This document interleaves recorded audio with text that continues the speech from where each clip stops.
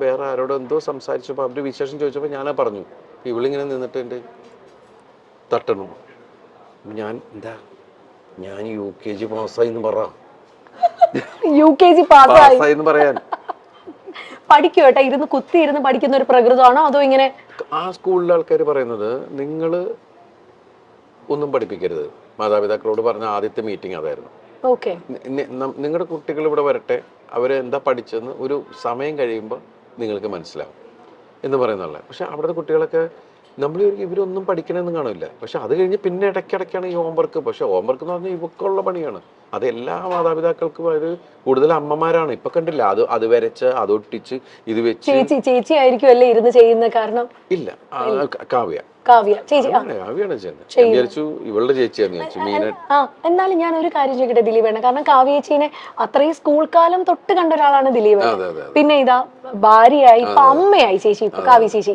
അപ്പൊ ഈ ഒരു ട്രാൻസിഷൻ എങ്ങനെ നോക്കി കാണുന്നു ദിലീപ്? വളർന്നുകൊണ്ടിരിക്കുമല്ലോ, അപ്പൊ നമുക്കൊന്നും ചെയ്യാൻ പറ്റില്ല. എന്നാൽ ഈ അമ്മയായപ്പോ ഭയങ്കര റെസ്പോൺസിബിൾ, ഒരല്പം വഴക്കൊക്കെ പറയുന്ന ഒരു അമ്മയായോ ചേച്ചി, അതോ സോഫ്റ്റ് ആയിട്ടുള്ള അമ്മയാണോ? സോഫ്റ്റ് ഒന്നുമല്ല, പെട്ടെന്ന് അത് പണ്ട് തുടങ്ങി നമുക്ക് പെട്ടെന്ന് ദേഷ്യം വരുന്ന ഒരാളാണ്, ഷോർട്ട് ടെമ്പേർഡാണ്. അപ്പം അത് ഞാൻ പറയാം, കൊച്ചുങ്ങളെ തല്ല്, അങ്ങനെ വഴക്ക് പറ, അങ്ങനെയും ചെയ്യരുത്. അങ്ങനെ പറഞ്ഞ് മനസ്സിലാക്കിയാൽ മതി. പിള്ളേർക്കൊക്കെ നമ്മൾ ഏത് കുട്ടികളാണെങ്കിലും പറഞ്ഞ് മനസ്സിലാക്കി കഴിഞ്ഞാൽ അതിൻ്റെ ഒരു രീതിയിൽ അവർക്ക് മനസ്സിലാവും. അല്ല തല്ലുപെടുത്ത അങ്ങനത്തെ പരിപാടി മീനുട്ടിനെ ഇന്നവരെ തല്ലിയിട്ടില്ല. ഇപ്പം മീനുട്ടി പഠിച്ച് ഡോക്ടർ എന്ന് പറയുന്ന സ്ഥലത്ത് വരെ എത്തി. പക്ഷെ നമുക്ക് ദൈവം അനുഗ്രഹിച്ച് ഇന്നവരെ തല്ലിട്ട് വന്നിട്ടില്ല. അവളെ വളരെ ഇതായിട്ട് വിളിച്ചു കഴിഞ്ഞാൽ അപ്പം തന്നെ അവൾക്ക് മനസ്സിലാവും, ടോൺ മാറിയാൽ മനസ്സിലാവും. അപ്പം അതുമല്ല, നമ്മൾ പല കുട്ടികൾ കുസൃതികൾ തന്നെയാണ്. ഇവക്കൊരടി കൊടുത്തിട്ടുണ്ട് ഞാൻ. കാരണം വെച്ചിട്ടുണ്ടെങ്കിൽ എന്തോ എടുത്തു വാരും, പക്ഷെ പിന്നീട് എടുത്തിട്ടില്ല. ആരെ പോയിട്ട് പുറകെ പോയിട്ട് പിടിക്കുക. അപ്പൊ ആദ്യം തുടരുന്ന് പറഞ്ഞു, പക്ഷെ നോക്കിയിട്ട് പിന്നെയും പോവുക. അപ്പോ അതോടെ അപ്പം പക്ഷെ എനിക്ക് തോന്നുന്നു ദിലീപേട്ട ഭയങ്കര നേരം പോക്കായിരിക്കും ആളും കൂടെ ഉള്ള സമയത്തൊക്കെ.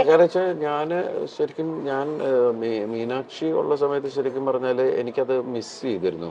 ഞാൻ ആ സമയത്ത് എൻ്റെ സിനിമകൾക്ക് ഭയങ്കര ഹിറ്റുകളും, ഞാൻ ഓരോ സിനിമയുടെ പുറകെ ഇങ്ങനെ കണ്ടിന്യൂസ് സിനിമയുടെ പുറകെ പോകല.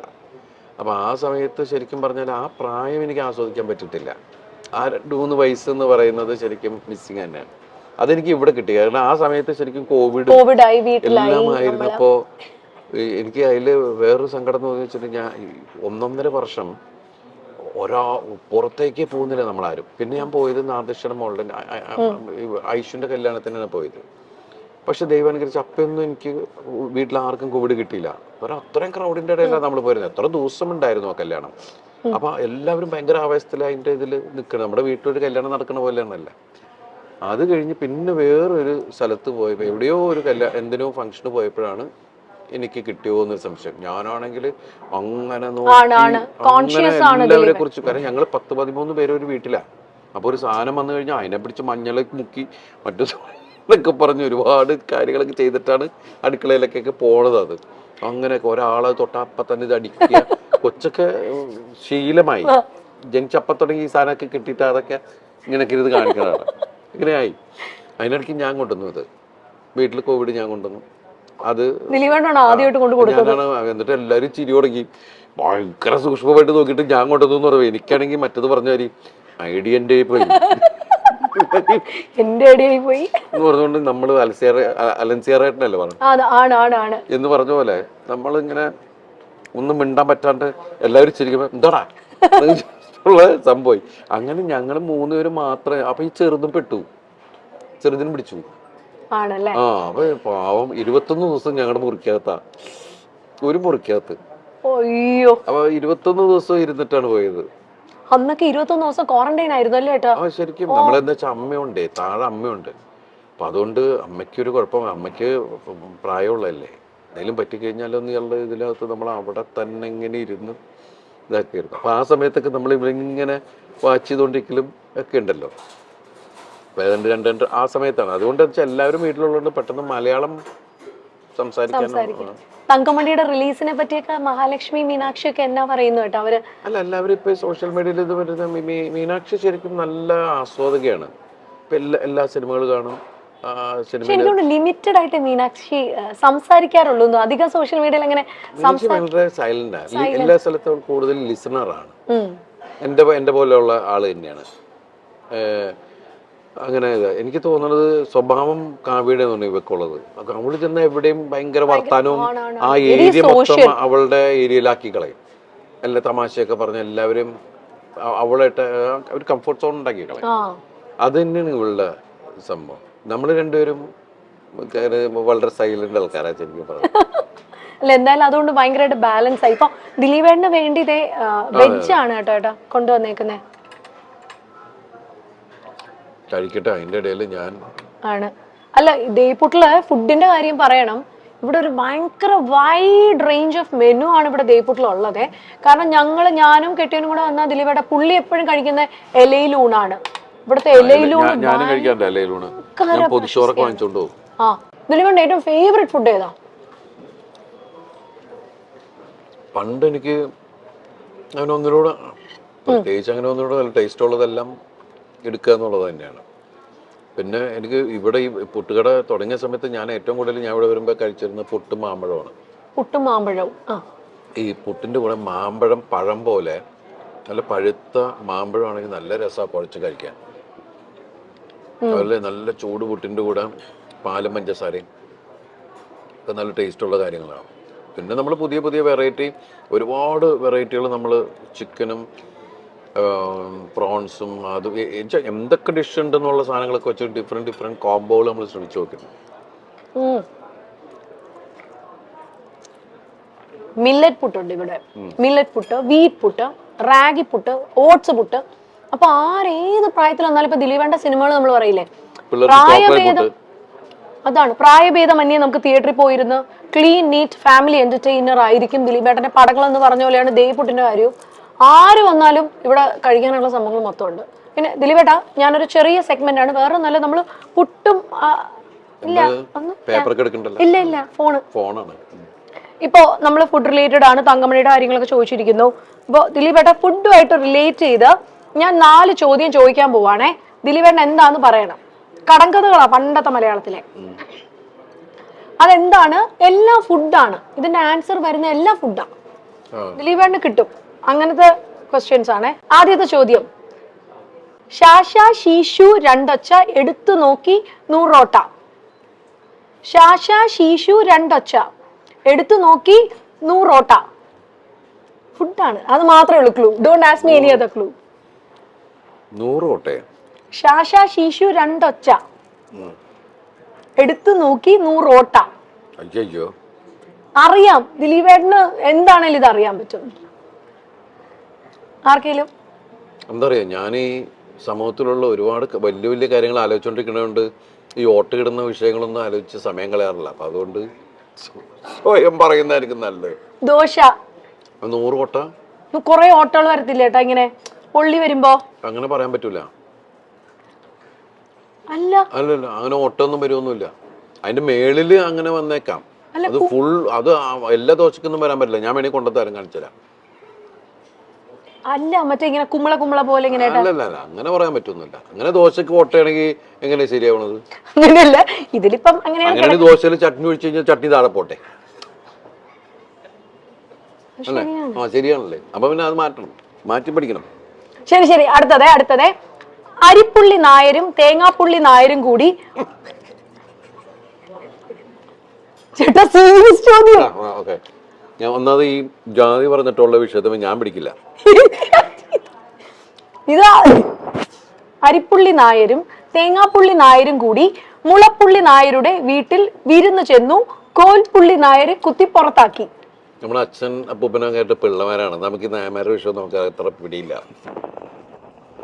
ഇത് ദിലീപേട്ട അറിയാം, ഇത് പറഞ്ഞേ പറ്റൂ. എന്താണ് ഒന്നുകൂടി പറഞ്ഞു? അരിപ്പുള്ളി നായരും തേങ്ങാപ്പുള്ളി നായരും കൂടി മുളപ്പുള്ളി നായരുടെ വീട്ടിൽ വിരുന്ന് ചെന്നു. കോൽപ്പുള്ളി നായര് കുത്തി പുറത്താക്കി.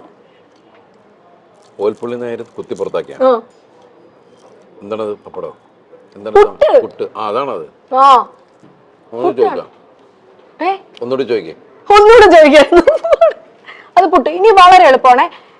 അരിപ്പുള്ളി നായര് ക്ലാരിറ്റി പറയണം എല്ലാത്തിനും. അരിപ്പുള്ളി നായര്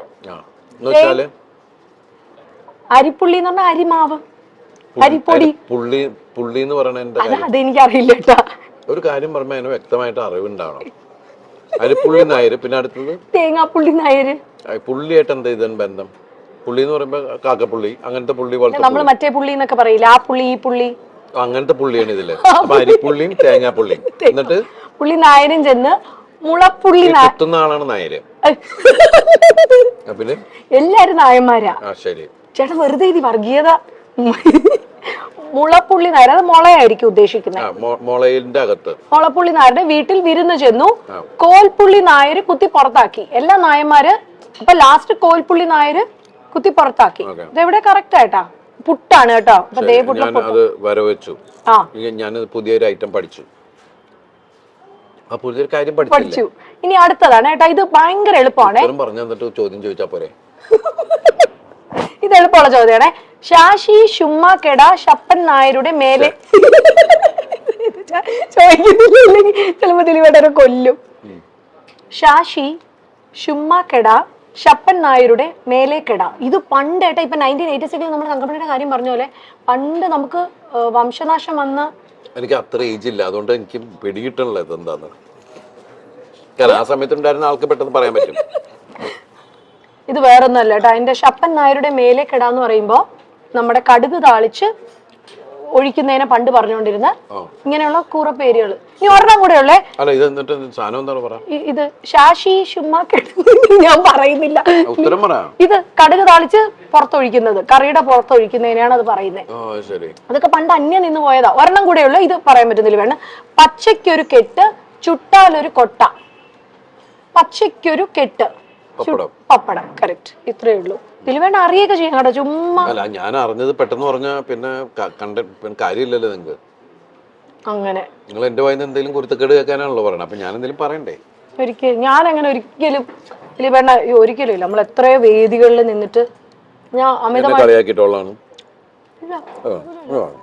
എന്നെ ഞെട്ടിപ്പോയി. ഞങ്ങളൊരു സ്റ്റേജിൽ ദിലീപേട്ട എൻട്രിക്ക് ഭയങ്കര റേറ്റിംഗ് കിട്ടിയ ഒരു ഇവന്റ് കൂടിയായിരുന്നു ഞങ്ങളുടെ. മാമാങ്കം എന്ന് പറഞ്ഞ മറ്റേ നമ്മുടെ മിമിക്രി ആർട്ടിസ്റ്റ് അസോസിയേഷന്റെ ഒരു ഇവന്റ്. ദിലീപേട്ടൻ ഡാൻസ് കളിച്ചോണ്ടാ വന്നത്. ഞാൻ ഞെട്ടിപ്പോയി. കാരണം നമ്മളൊന്നും പ്ലാൻ ഒന്നും ചെയ്തിട്ടുണ്ടായിരുന്നില്ല. എന്ത് അസാധ്യമായിട്ടാണ് ഡാൻസ് ചെയ്തത്. ശരിക്കും പറഞ്ഞ ഡാൻസ് ക്ലാസ്സിൽ എവിടെയെങ്കിലും ദിലീപേട്ടൻ പോയി പുറത്ത് പോയി ഓസ്ട്രിയ, ഇംഗ്ലണ്ട് എവിടെയെങ്കിലും പോയി ഡാൻസ് പഠനം നടത്തിയിട്ടുണ്ടോ? ഒരു സ്ഥലത്തും പോയിട്ടില്ല. ഒന്നും പോയിട്ടില്ല. അങ്ങനെ പോയിട്ടുണ്ടെങ്കിൽ ഈ ക്ലാസ്സിൽ നിന്ന് തന്നെ പുറത്താക്കിയിട്ടുണ്ടാവും. ഞാൻ മോശപ്പെട്ട ഡാൻസർ തന്നെയാണ്. എനിക്ക് ഡാൻസ് ഒന്നും അറിയൊന്നുമില്ല. അല്ലല്ല, ഞാൻ നന്നായിട്ട് ഡാൻസ് കളിച്ചിട്ടുണ്ടെങ്കിൽ ഡാൻസ് മാസ്റ്റർമാരുടെ എടുക്കാം. ഞാൻ ഇതൊക്കെ നമ്മള് പണ്ട് സിനിമയിൽ ഇങ്ങനെ നടനാവുന്നൊക്കെ ഉണ്ടായിരുന്നെങ്കിൽ അത് പഠിക്കാൻ പോയാൽ മതിയായിരുന്നു. ഡാൻസും ഫൈറ്റും ഒക്കെ പഠിക്കാൻ പോയി കഴിഞ്ഞാൽ നമ്മളിങ്ങനെ ആഗ്രഹം കൊണ്ട് വന്ന് ഇങ്ങനെയൊക്കെ ആയി എന്ന് പറയുമ്പോൾ ഉണ്ടാവുന്ന പിന്നെ ആ സമയത്ത് മലയാളികൾക്ക് ഏറെ ഇഷ്ടമുള്ള മലയാള സിനിമയുടെ എവർഗ്രീൻ കോംബോയാണ് കാവ്യയും ദിലീപും. ദിലീപ് കാവ്യ ജോഡികളുടെ സിനിമകൾ എല്ലാം ഹിറ്റായി മാറിയിട്ടുണ്ട്. ഒരു സമയത്തിന് ശേഷം ഇവർ ജീവിതത്തിലും ഒന്നായപ്പോൾ ആരാധകർക്കും അത് സന്തോഷം തന്നെയായിരുന്നു. ഇരുവർക്കും ഇപ്പോൾ ഒരു മകൾ കൂടിയുണ്ട്, മഹാലക്ഷ്മി എന്ന മാമാട്ടിക്കുട്ടി. കാവ്യ ഇപ്പോൾ അമ്മ റോളിൽ തിളങ്ങുകയാണ്. മാത്രമല്ല തന്റെ ബൊട്ടീക്കായ ലക്ഷ്യയുടെ ബ്രാൻഡ് അംബാസിഡറായി പല വസ്ത്രങ്ങളിൽ മോഡലായും ഇപ്പോൾ കാവ്യ മുന്നോട്ട് വരുന്നുണ്ട്. കാവ്യ എന്നാൽ ഇത്തിരി മുൻചുണ്ടിയുള്ള ആളാണെന്നാണ് ദിലീപ് പറയുന്നത്. കാവ്യയ്ക്ക് പണ്ടേ കാവ്യ സ്കൂൾ കാലം തൊട്ടേ അറിയുന്ന ആളാണ് ദിലീപ്. കുട്ടിക്കാലം മുതൽ കാണുന്ന ആളായതുകൊണ്ട് തന്നെ കാവ്യയ്ക്ക് പെട്ടെന്ന് ദേഷ്യം വരും എന്ന കാര്യം ദിലീപിന് അറിയാം. അതുമാത്രമല്ല കാവ്യയോട് കുട്ടികളെ തല്ലി വളർത്തരുത്, പറഞ്ഞ് മനസ്സിലാക്കി വേണം വളർത്താൻ എന്ന് പറയാറുണ്ട്. മീനാക്ഷി ഇന്നുവരെയും താൻ തല്ലിയിട്ടില്ല എന്നുകൂടി പറയുകയാണ് ദിലീപ്.